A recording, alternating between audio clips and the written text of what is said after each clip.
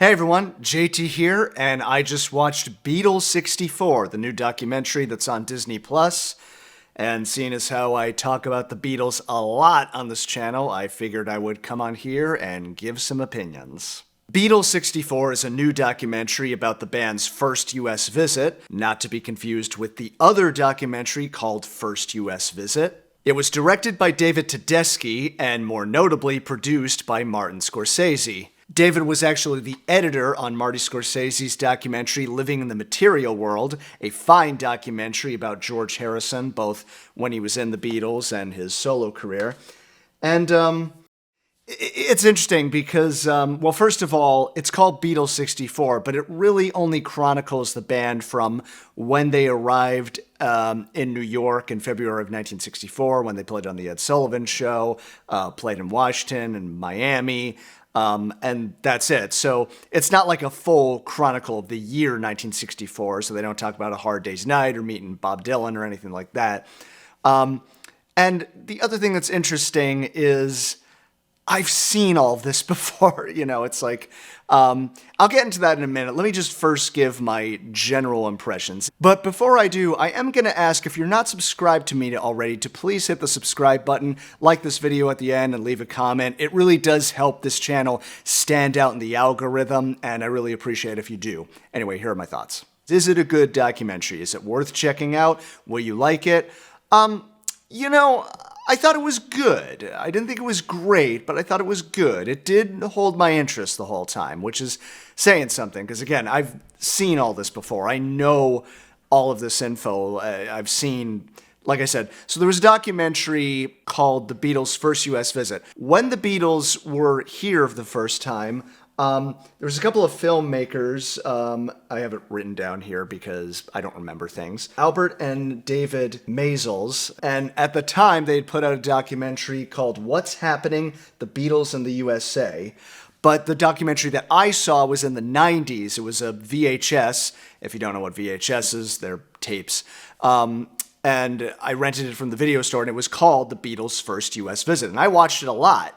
And, my parents were the ones who explained that they were on the Ed Sullivan Show, and this was a really, really big deal back then. It was one of the highest rated television programs in American history.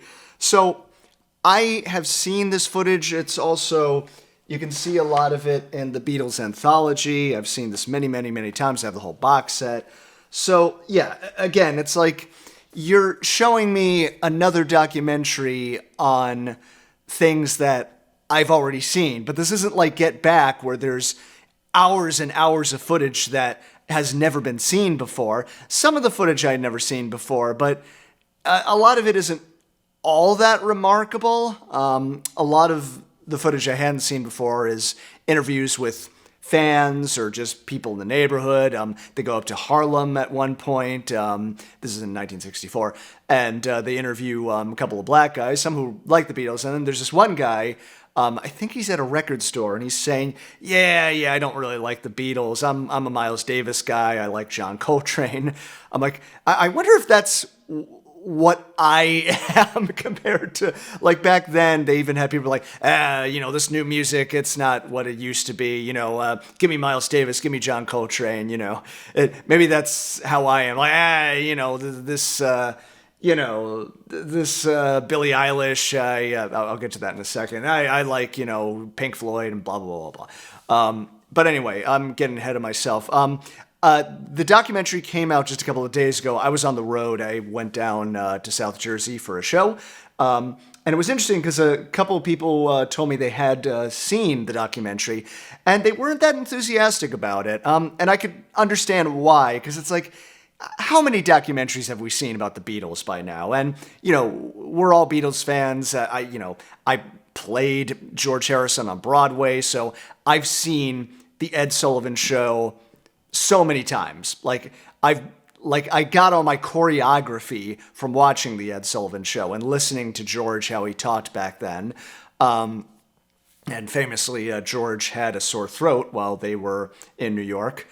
So yeah, I guess if you're looking for something new, if you're looking for, a new experience of seeing the Beatles, you're not really going to see it here. If you've seen the first U.S. visit, if you've seen the anthology, you've seen a lot of this. So, but with that being said, there is some new material. I guess they opened this exhibition, and Paul McCartney is there, and Ringo Starr is there, and Ringo's actually there with Marty Scorsese. So it's kind of fun seeing them together, and Ringo's playing the kit he actually played on the Ed Sullivan Show. They show the little plywood that they put on the back of the drum riser so his stool wouldn't fall off.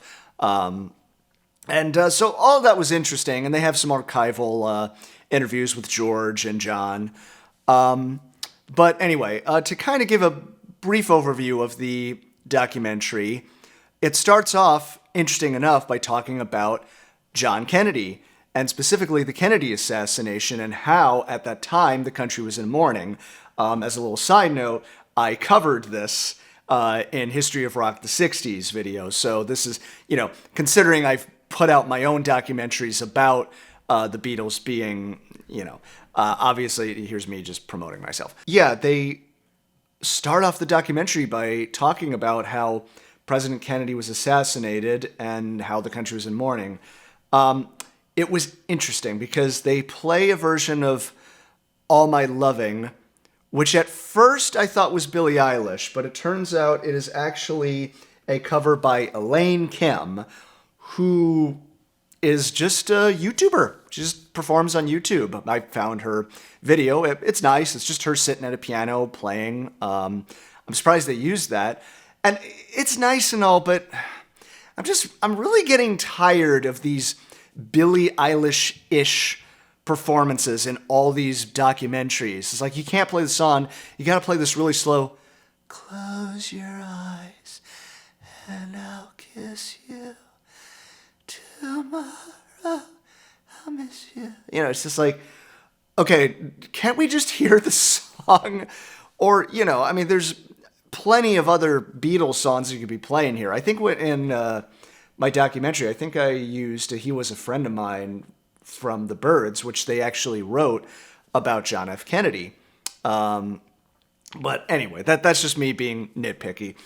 But they get to it right away. They talk about the Beatles, and they were already the hottest ticket in Europe, and they, finally, I Want to Hold Your Hand hit #1 on the charts, and Beatlemania just exploded. And you see all these girls just going crazy and yelling and screaming and, fawning over the Beatles. A couple of them try to get in the hotel, and they're, banging on their car door. But again, there's a moment where I've seen this footage before of them in the car listening to the radio, and these girls, banging on the window, and Paul's just like, okay. And, they pass by a cop on a horse.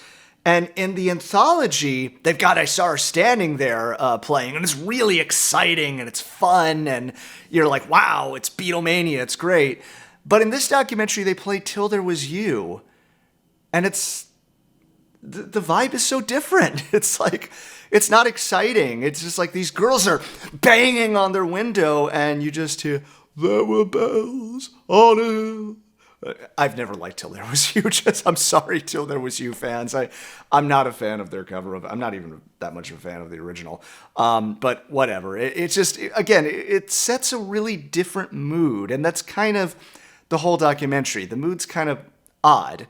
But you do still get a lot of that same footage we saw in the Beatles' first U.S. visit. They're talking to Murray the K.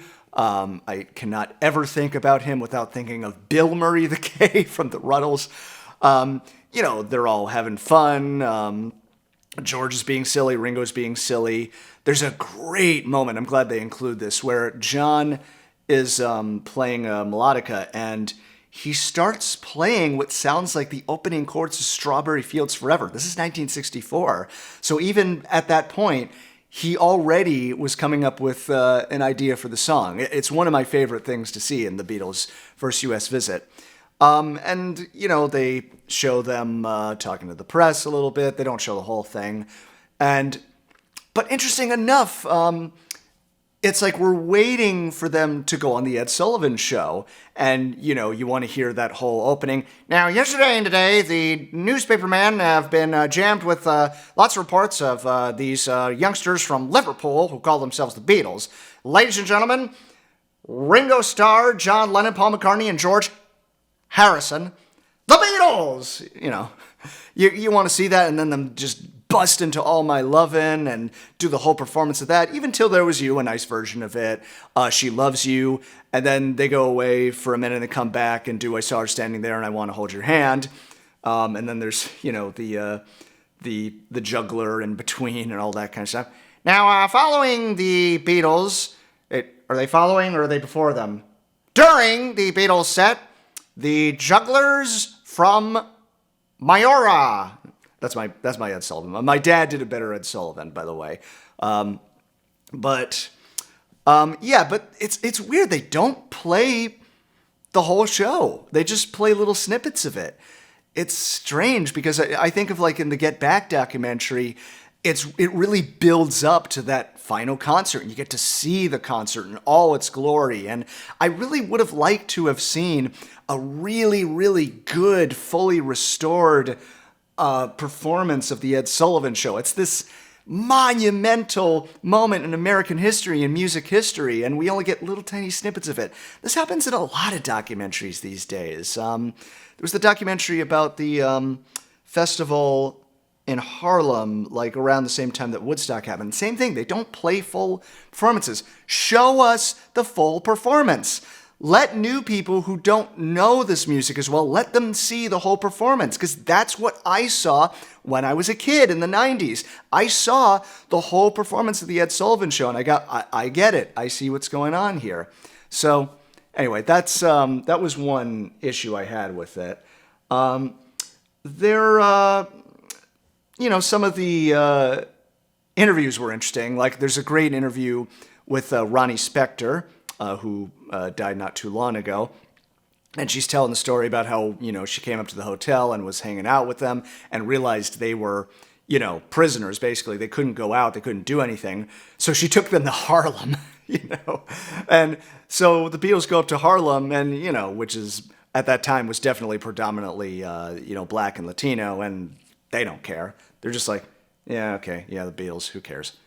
So they go to like this diner and, like nobody pays them any mind. And Ronnie's just like, and they just had a great time with that. I really like that moment.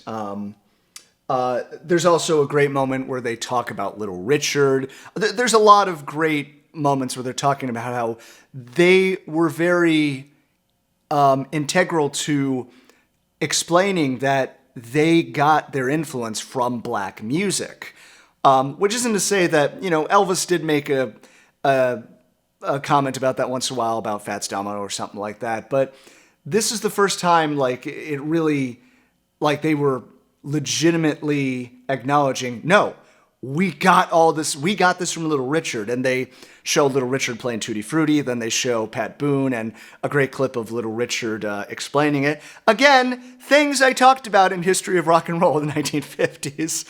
I'm such a bitter son of a bitch, aren't I? Again, the whole idea is to educate younger people or remind the older generation, maybe they don't know, about how much the Beatles were influenced by Little Richard. And they show, one of the nice things is that they show Long Tall Sally at the Washington Coliseum. They show them that whole performance. I'm really glad they showed that because it's a great performance. Not the best recorded, but hey, it's 1964. What are you going to do? So that was great. They've also got, Smokey Robinson is also interviewed, and he talks about having met the Beatles when they were still in the cavern. I thought that was pretty interesting. And then there's a performance of him doing Yesterday, which is weird because it's 1964. They haven't written Yesterday yet. But hey, I'm not gonna have a problem with hearing Smokey Robinson sing anything. It's anything. That's fine. Ronald Isley of the Isley Brothers talks about hearing the Beatles cover "Twist and Shout" and saying that it really gave them a bit of a bump in mainstream audiences and, obviously got some residuals from it. So yeah, there's a lot of good moments in the documentary. So I'm glad I watched it. I just think my biggest problems with it were, and this is not the documentary's fault. I've seen a lot of this footage. I know a lot of it. I almost would rather watch the Beatles' first U.S. visit again because it's really just the raw footage of them in America. It's mostly full performances of them on the Ed Sullivan Show. I think they leave out a couple of songs, and also what they did in Miami. They actually shot live the Beatles on the Ed Sullivan Show the one day, but then they shot another bunch of footage that was aired later. And then they went down to Miami for technically their second appearance on the Ed Sullivan Show. And they also talk about how, when they got to Miami, how, they just soaked in the sun and just were able to relax. And, coming from Liverpool, they'd never seen a climate like that before. So, yeah, I mean, again, I guess with all of these documentaries, it's kind of probably going to depend on, well, which one do you see first? And hey, you know what? If Beatles 64 on Disney Plus gets a lot of younger viewers interested in the Beatles, that's cool. I just, again, though, I think not showing the full songs and not talking about them, like there's a short moment where Paul shows the lyrics to, is it She Loves You, I think? And talking about, in the early days, all of the songs, were for the fans, please, please me, from me to you. Oh, and by the way, she loves you, okay. So, I like doing my Paul impression, just so you all know. But yeah, again, it's just so strange that for anybody who doesn't really know the Beatles, it's like their introduction to their music is this very low-key, somewhat boring version of All My Lovin', with no disrespect to Elaine, who did the cover. It's fine. And I guess credit to giving it to an unknown. I'm always a fan of that. But again, it's like that's your immediate impression of what's going on. I don't know. I'm pretty over this whole idea. They did the same thing in the Nirvana documentary. Like, they're talking about how Teen Spirit came out, and there's like this really sinister orchestral version of it playing instead of the actual song. So, I don't know. I mean, granted, listen, I'm not really able to show a lot of clips on my videos because copyright laws, I can only show so much in order to keep it in the fair use policy. But Paul's in the documentary. Apple is sponsoring you clearly got the rights to these songs. Play the songs. So that's my biggest gripe. But other than that, I mean, it definitely, you can see Marty's fingerprints are on it. I mean, it's competently made. I certainly enjoy watching a documentary like that than whatever biopic they're talking about. Jesus Christ to God. They're going to, I'm not looking forward to, aren't they planning on doing like 4 separate biopics about each Beatle? No, I'm sorry. I'm not looking forward to the Bob Dylan documentary. Anybody who's seen my review of the Elvis movie, which a lot of you did not like, which is fine, I don't like biopics. So I do like documentaries. I think obviously I like documentaries, I make them, because I think it's good to see the Beatles themselves, to hear it from their own mouths, and to hear the music. The music's the most important thing. And I think that's the one thing that's missing in this documentary. But, other than that, I'd say if you have Disney Plus, if you're a Beatles fan, go ahead and watch it. I think, I just put it on and I was making breakfast while I was watching it, and I was fine with it. I enjoyed being reminded of, this great moment in history and a lot of this, great behind the scenes footage of the Beatles just being silly and what little performances there are. But I might just watch the whole Ed Sullivan Show after this, all 4 times they were on the Ed Sullivan Show. But anyway, yeah, so hey, what did you think of the Beatles 64 documentary? Did you enjoy it? You can comment below. You can let me know your thoughts. And as I said before, please subscribe if you haven't already. Like this video. It really helps me in the algorithm to stand out. And to anybody who's wondering, I am still working on History of Rock 2010s. The next JTC playlist video, which hopefully I'll get out for Christmas, is going to be about Chuck Berry. And with all that said, I will see you all soon, and looking forward to getting you all a History of Rock 2010s, all right? Take care.